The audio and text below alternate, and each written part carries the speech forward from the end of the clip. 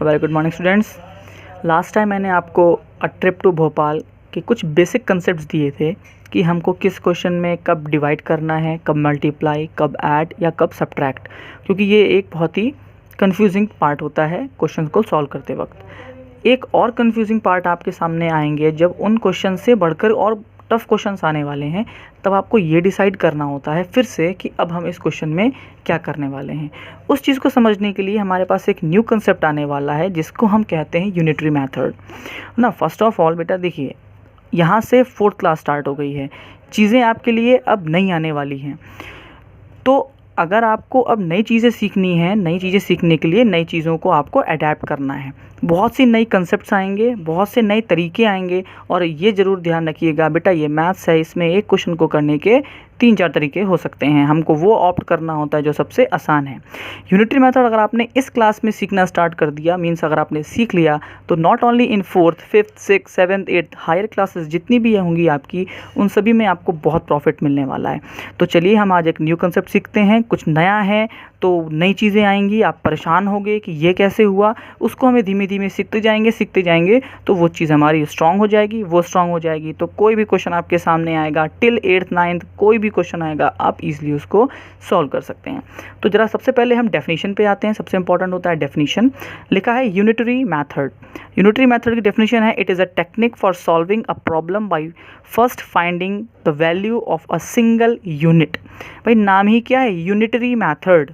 क्या लिखा है, यूनिटरी मेथड। अब ये यूनिटरी मेथड जो बेटा मेन वर्ड है, जब इसको बांटोगे तो एक जो मेन वर्ड आ रहा है वो आ रहा है ये यूनिट। इस यूनिट का मतलब क्या होता है?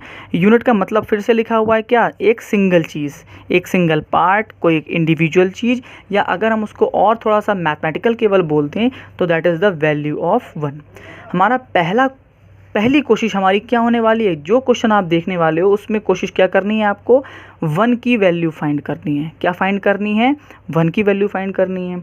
अच्छा, एक कंसेप्ट और, जैसे मैं अभी तक आप डिवीजन पढ़ते आए हैं तो आपने डिवीजन में देखा हो, लिखा होता है कि 20 डिवाइडेड बाई 4। आप फटाक से क्या कर देते हो, इसको 20 और 4 5 ज़ा 20 और आंसर 0। ये तो आपको बहुत अच्छे से आता है।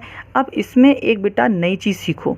जैसे आपने इसको 20 डिवाइडेड बाई 4 लिखा है, इसको लिखने का एक और तरीका होता है, और वो तरीका कौन सा है, इसको हम 20/4 भी लिख सकते हैं। इसको आप 20/4, 20/4 दोनों चीज़ पढ़ सकते हो। ये क्या लिखा हुआ है, 20/4। इसका मतलब क्या है, इसका मतलब ये ही इसका मतलब है कि क्या आपको 20 को क्या करना है, 4 से डिवाइड करना है।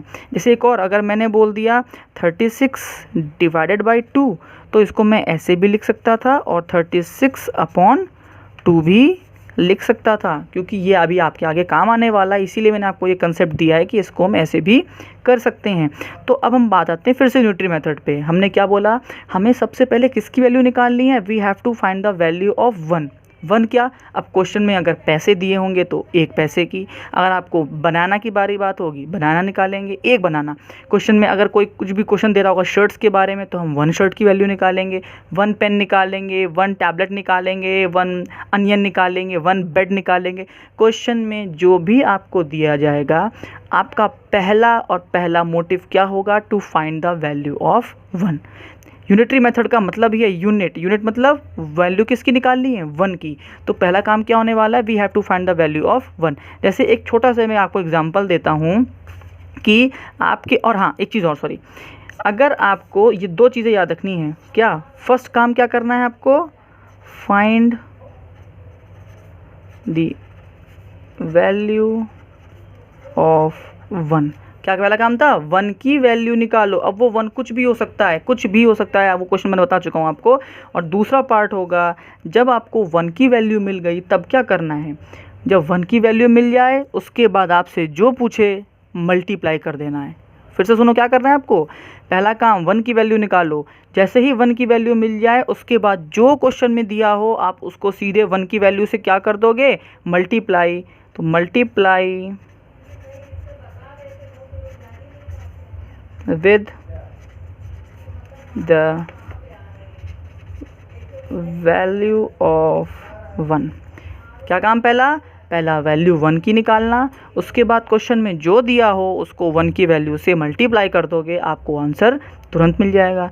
अच्छा, अगर आपको पहले से ही 1 की वैल्यू दी होगी, तो जब पहले से ही 1 की वैल्यू दी होगी मतलब क्या है, आपको 1 की वैल्यू निकालने की ज़रूरत नहीं है, सीधे क्या कर दोगे, मल्टीप्लाई। तो यूनिटरी मेथड को सॉल्व करने के लिए ये आपके पास एक मैंने रूल से बना दिए हैं। पहला रूल क्या है, आपको to find the value of 1, पहले 1 की वैल्यू निकालिए, 1 की वैल्यू जैसे निकल जाए फिर क्वेश्चन में जो पूछा हो उसको उससे मल्टीप्लाई कर दीजिए। अगर पहले से ही 1 की वैल्यू आपको गिवन है तो आपको पहला स्टेप कैंसिल कर देना है, मतलब आपको 1 की वैल्यू नहीं निकालनी, सीधे आपको क्वेश्चन में जो दिया गया है उससे क्या कर देना है, मल्टीप्लाई।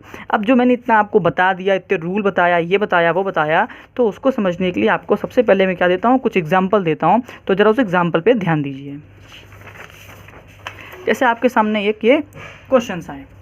अब जैसे पहला क्वेश्चन क्या बोला है, 1 बस कैन टेक 50 चिल्ड्रेन, 4 बस कैन कैरी। मतलब अगर एक बस में 50 बच्चे बैठ सकते हैं तो 4 बस में कितने बच्चे बैठेंगे। अब क्वेश्चन को ध्यान से आपको देखना है। क्वेश्चन किसका है, यूनिटरी मेथड का। पहला चीज़, फर्स्ट रूल क्या था, to find the value of 1, और उसके बाद जो भी हो मल्टीप्लाई।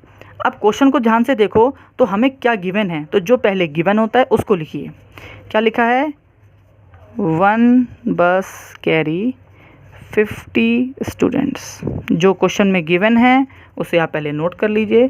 क्या कि 1 बस कैरी 50 स्टूडेंट्स। क्या पूछा था आपसे, 4 बस का।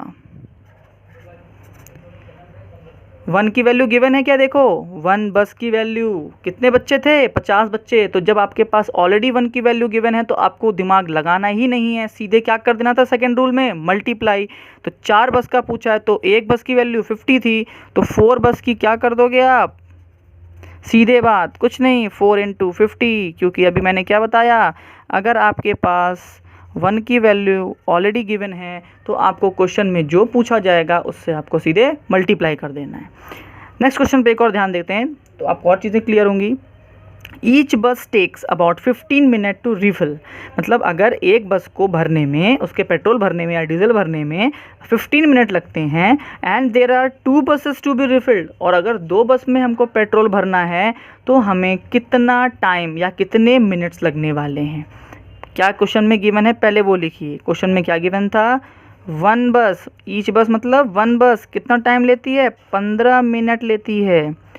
किसकी वैल्यू पूछी गई है, 2 बस की पूछी गई है। क्या बताया था मैंने, अगर आपको 1 की वैल्यू ऑलरेडी गिवन है, कुछ नहीं सोचना, आपको सीधे सीधे क्या कर देना है, इस 2 बस की वैल्यू से मल्टीप्लाई कर देना है। तो 2 बस मतलब कितने हो गए, 2 × 15 मिनट्स, दैट इज़ 30 मिनट। क्या मतलब हुआ कि अगर आपको 1 की वैल्यू बेटा गिवन है और उसके बाद किसी की भी पूछी जा रही है, 2 की, 3 की, 5 की, किसी की पूछता, सीधे क्या कर देना है आपको, उस वैल्यू से मल्टीप्लाई। एक क्वेश्चन और देख लेते हैं। Aman takes 15 minute to empty himself. मतलब अमन वॉशरूम जा रहा है और वॉशरूम जाने में उसको करीब 15 मिनट्स लग जाते हैं। So if he goes 3 times in a day then how much time did he spend. मतलब अगर अमन ने 15 मिनट लिए एक बार वॉशरूम जाने में और वो दिन में कितनी बार जा रहा है, 3 बार। पहला काम, एक बार जाने में, 1 टाइम जाने में कितना टाइम लिया, 1 टाइम्स गया अगर 15 मिनट लिया। कितनी बार गया, 3 बार गया। किसकी वैल्यू गिवन थी, 1 की वैल्यू गिवन थी। 3 की पूछी जाएगी तो क्या कर दोगे आप, सीधे सीधे 3 × 15, दैट इज़ 15 3 45 मिनट्स।